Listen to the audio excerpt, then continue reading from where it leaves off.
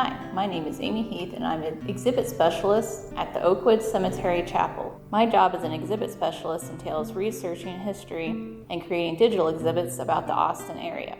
I was tasked with researching Native American history of Austin, Texas. As an enrolled member of the Caddo Nation of Oklahoma, I know through family history that Texas has a long and rich Native American history, but I was unaware of the Austin-specific information. After doing research for this project, a whole new world has been opened up to me. From the villages that were well established here before Stephen F. Austin and his colonists arrived, to the El Camino Real, de los Tejas National Historic Trail, which cuts through downtown Austin. This federally recognized historic trail was used by expeditions that came into Texas, as well as the many tribes that used it for thousands of years while traveling and trading throughout Texas, as well as throughout the country.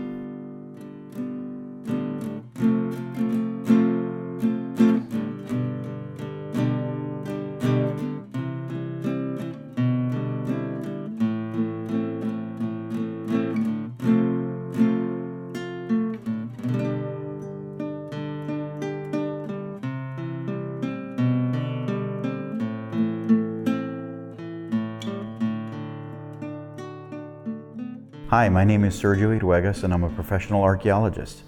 My name is Melinda Tate Iruegas and I am also a professional archaeologist.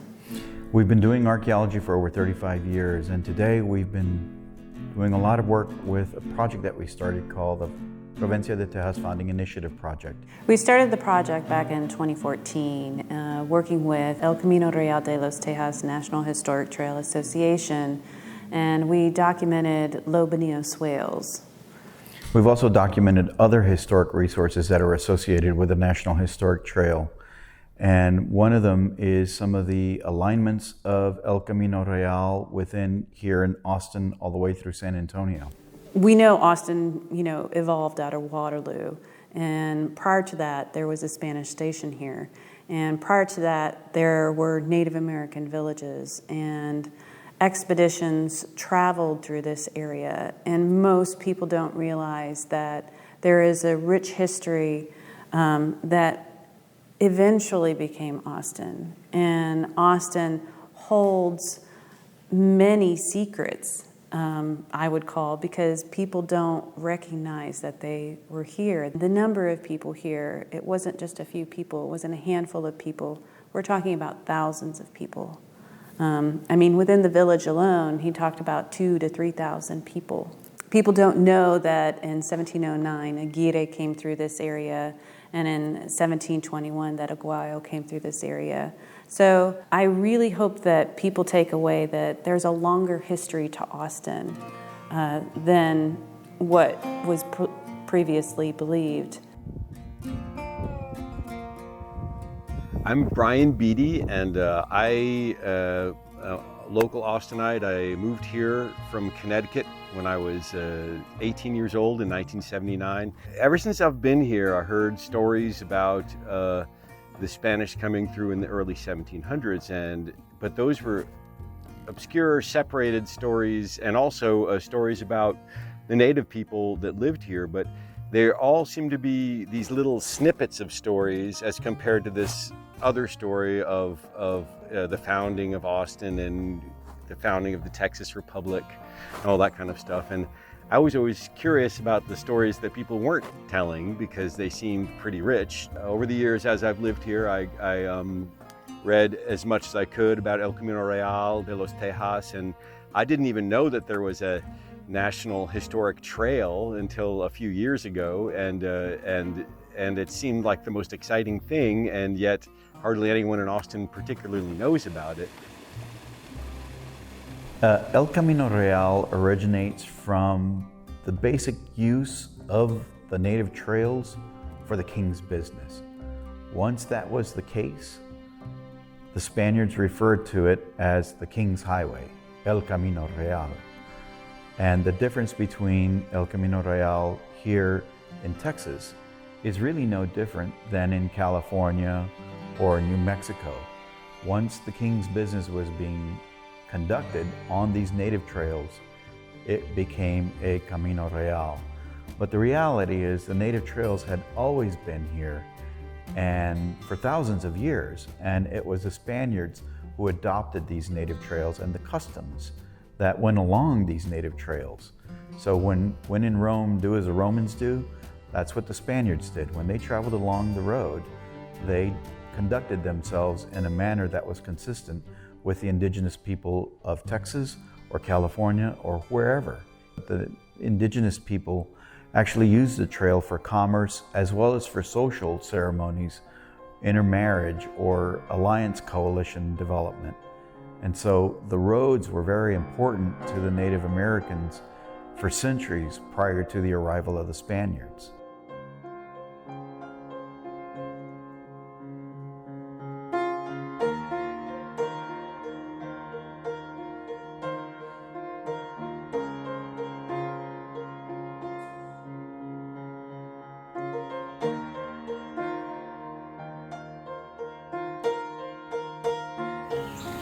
Hi, I'm Steve Gonzales, Executive Director of El Camino Real de los Tejas National Historic Trail Association.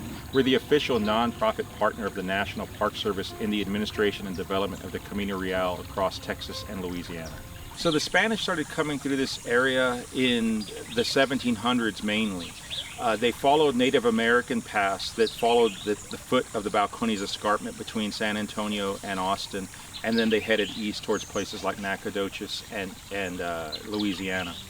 Here in central Texas, we know that the most historic route that they used is generally on the other side of 35, on the west side, but this area here is on the east side of 35, and it's on an approach to Mckinney Falls State Park. So we know that it also was used by Native Americans because of what we see on the landscape, artifacts and things like that that we have spotted within the park. These old routes took the Native Americans and Spanish colonial settlers by things like springs. They've gone from like Menchaca Springs south of here to Bluff Springs, which is just outside of the park, up towards Mckinney Falls. And of course you have these beautiful streams like Onion Creek, Slaughter Creek, and all the major streams here in Austin that would have provided for their sustenance and needs along the way. So right here is what we think is a swale, a remnant of an old road, which could be the Camino Real here in Onion Creek Metro Park. If you could see down in this area, there's a U-shaped depression, which is pretty large. It's about 5 or 6 feet deep right here, which would indicate that because of the amount of travel that was coming through here, it basically cut down and wore that road down into the landscape. Think of it as a plateau, and rather than something like, say, the Edwards Plateau, which is being cut by natural forces like water and erosion, these swales are cut down into flat landscapes by man-made action, travel by ox carts, wagons, cattle trains, those kinds of things.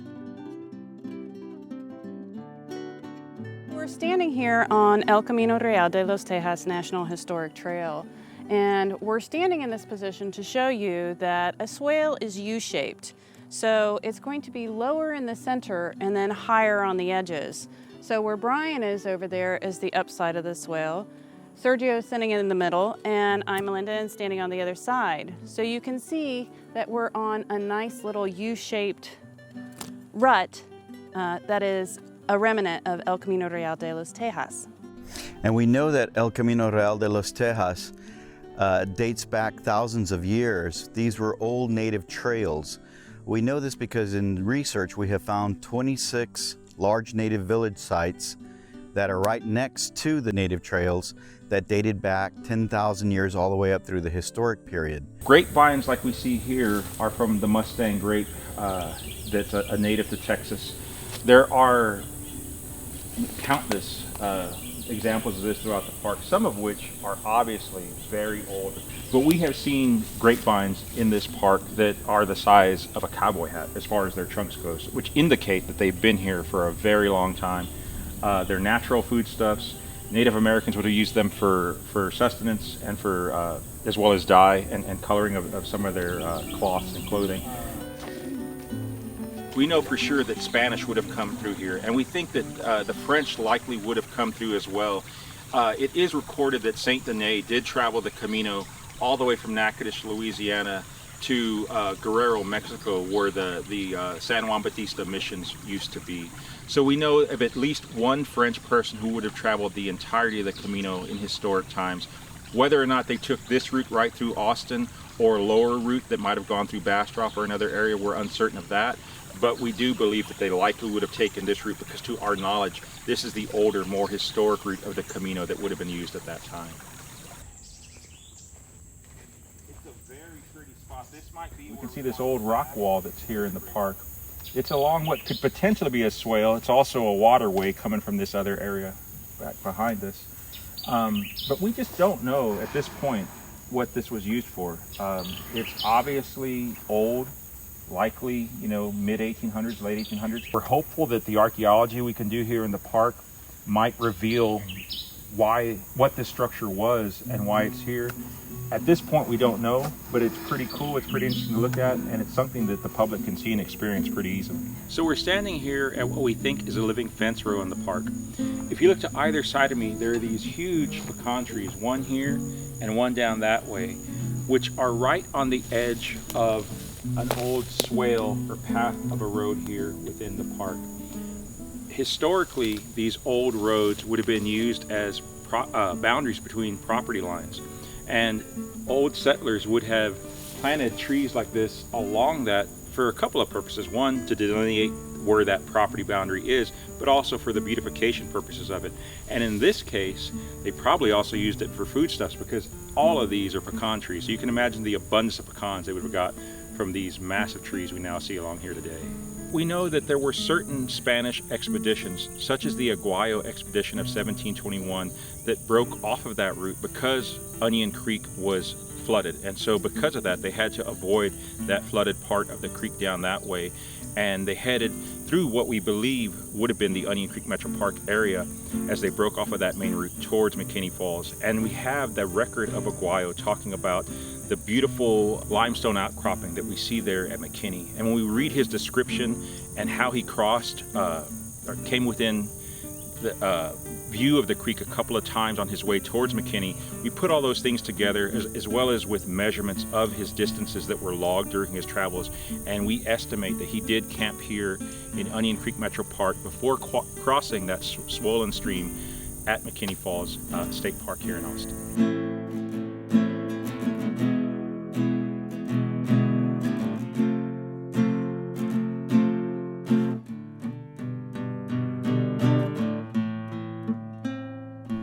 Here we have another example of a U-shaped swale of El Camino Real, and what we have is evidence of historic use of the landscape when Mr. McKinney built his rock wall, delineated some aspect of his property that basically showed where they had partitions, but this particular partition went across one of the U-shaped swales. And he used this section as a gate, and we know that this fence post is very old because of the types of wrought iron rectangular shanked nails that are still embedded into the wood. These types of nails and others like it tell archaeologists different time periods, and these nails are certainly consistent with the middle 1800s. Mr. McKinney had built his wall out of rough fieldstones. This part over here is somewhat dilapidated, whereas this section over here is still maintaining its well-laid proportions. So as the Spaniards and the local native people walked out of the U-shaped swale in that direction, they walked across the bedrock, and you can still see an alignment of smoother bedrock shown up by that white alignment. The ruts are right here in the ground.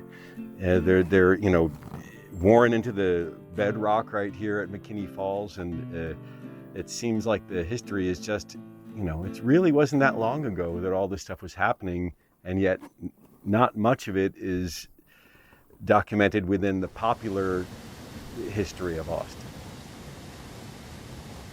The first time the Spaniards came through Mckinney Falls area was in 1709.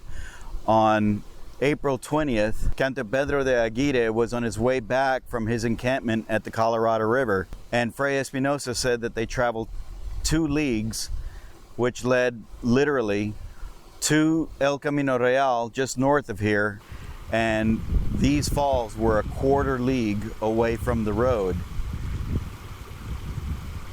In 1716, Captain Domingo Ramon actually had to deal with heavy rains and diverted off of El Camino Real near Menchaca Springs at the Hays-Travis County line, and then started to come on the east side of Onion Creek, which led right through the swales we had been talking about earlier and right to these falls. It wasn't until 1721 when Governor Aguayo came through this area, and he's the one who actually documented the falls. He diverged just like Aguirre did in 1709 because of rains. And so they followed again the east bank of Onion Creek. They stopped and camped in Onion Creek Metropolitan Park, and then they traveled on the next day, one more league, and they ended up in McKinney State Falls. Well, here they waited. They had lost some men back on Plum Creek, and they waited for those men to arrive.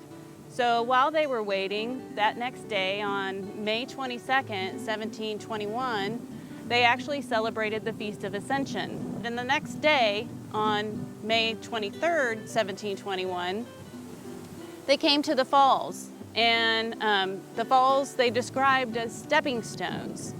And if you take a look behind us, as the falls go over the edge, it's divided by the natural cutting erosion of the water. It was really kind of neat back in 1935 when Reverend Forrestal was translating the Aguayo expedition. He came out here and he wanted to see it for himself, and he said that it actually was exact as it was described in the journals. One of the nice things about the area, the shared area, was that the local native folks would plant certain types of vines and trees together. This is unrecognized in many respects. It was purposely done. They would move pecan trees and plant and grapevines, and those pecans are growing up. You can see them along the creeks today. And one of the descriptions that's really incredible is they reference how there's these pecan trees and that the grapevines grow high up into the treetops, taller than those that they've seen in Castile, Spain. It's a reference to the abundance of what the natural resources were, but the idea, we always think of it as a natural resource, but it's the Padres also documented how they planted them by hand. They would arrive at these creek places and they would see these trees, saplings, where they were purposefully placed by their hand into the creeks. And so this is something that I think that in the future, when we look at our environment, a lot of what we see was purposefully placed here by the native people. So in a way, that's a way that the natural resources become a cultural resource. During Governor Aguayo's expedition in 1721, it was one of the most important expeditions because he was completing an overall process for the settlement of the Provincia de Tejas, and it required high-level people, one of them being the native governor of Rancheria Grande, who was El Cuyon. He would travel from Milam County all the way back to San Antonio through Travis County, and he actually led Aguayo from San Antonio all the way here to McKinney Falls. So in reality, it's the indigenous people of Texas who knew their stopping places that had been part of their persistent cultural practices. And this whole area here that was an encampment was basically because the local native people brought these Spanish folks to these general areas. But there was one more aspect about these shared communal areas. These shared communal areas were used as greeting places. So the indigenous people from West, Central, East, and South Texas would come together in certain areas into these communal greeting areas, and they would trade with each other. So naturally, when the Spaniards started to arrive in 1691, the indigenous people just incorporated the Spaniards into that overall trade network process. And over time, it was a collaborative effort between the indigenous people of Texas and the people from Spain. Prior to contact with Spain, the indigenous people of Texas, including the Caddo Nation, worked collaboratively throughout their native trail system and basically used the entire network as a mode of information exchange and as a mode of coalition development between not only the tribes in the west and southwestern tribes, but also southeastern tribal groups. And the Texas area was a general meeting place for these groups, as well as the Aztec groups and northern groups in Mexico coming into Texas, and all of it revolved around trade. And they did this for thousands of years before the Spaniards arrived. Information traveled along these routes. One of the best examples that I like to look at is Juan Sabiata over in West Texas. He was interviewed back in 1683, I believe. And he, in his interview, he actually provided information saying that there were houses of wood that walked on water, meaning boats, that were coming down the river, and the reference was to La Salle's expedition down the Mississippi River. So you're talking about information being shared all the way from the Mississippi River all the way over to West Texas.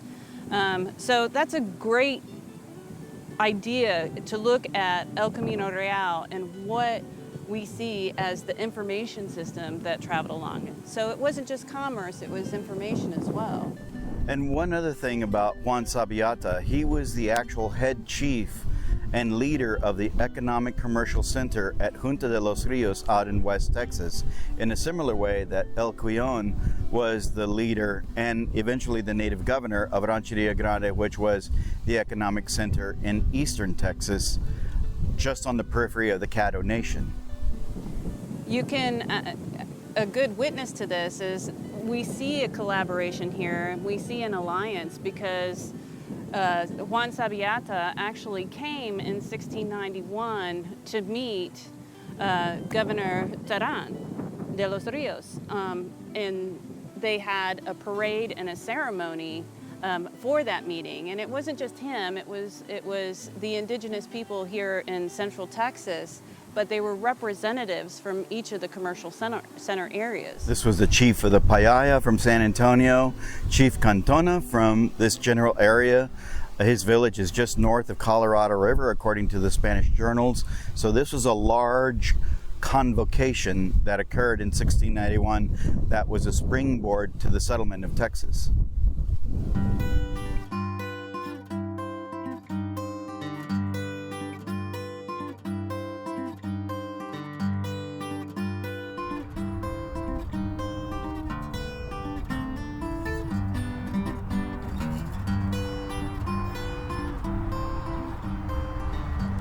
We're here in Plummer Cemetery on El Camino Real de los Tejas National Historic Trail.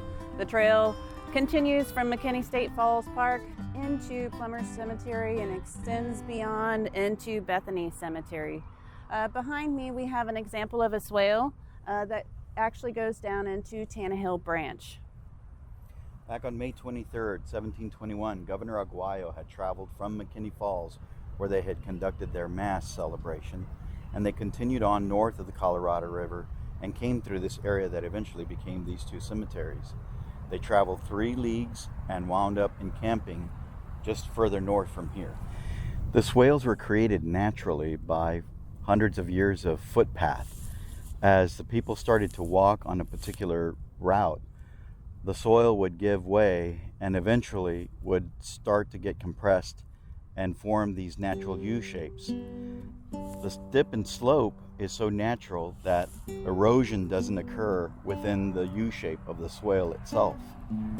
We typically see these more gentle sloping, deeper swales. And as the years went by, as people literally walked over the edge of it, it just naturally took its own gradient, a natural gradient, to where when it rains and storms, it doesn't literally take the topsoil off. It literally keeps all of that intact.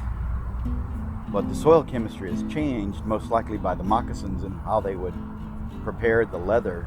We've actually documented the changed chemistry of the soil over at the Perez Rancho, because the boots are made with leather, and the actual sole of the boot is processed with chromium and magnesium and some other elements that we were able to detect in XRF elemental analysis. And so it literally discolors a certain spot if an activity was carried out in that particular place over and over and over. So when we noticed that discoloration, we took soil samples from that particular feature, soil samples from away from it, to demonstrate that it's all in the satellite spectral data analysis. And now they can actually put those little sensors on drones. Yeah. And so it's just waiting for that technology to hit archaeology and really, start to demonstrate some of these settlement pattern analysis. We're here in Bethany Cemetery. And here you can see the characteristic U-shaped swale in the background. This is a little bit more dramatic. And somewhere in this area, Governor Aguayo set up his paraje site while he was traveling on May 23rd, 1721. A paraje site in Spanish means a resting place.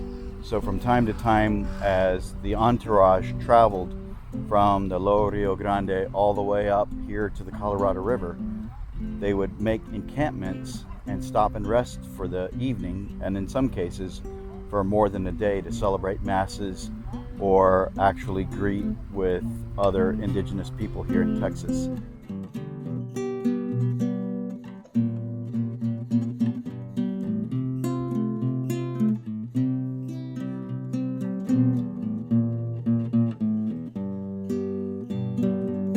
So we are approximately 1 mile from El Camino Real de los Tejas National Historic Trail alignment, and we are on what you would call an ancillary route.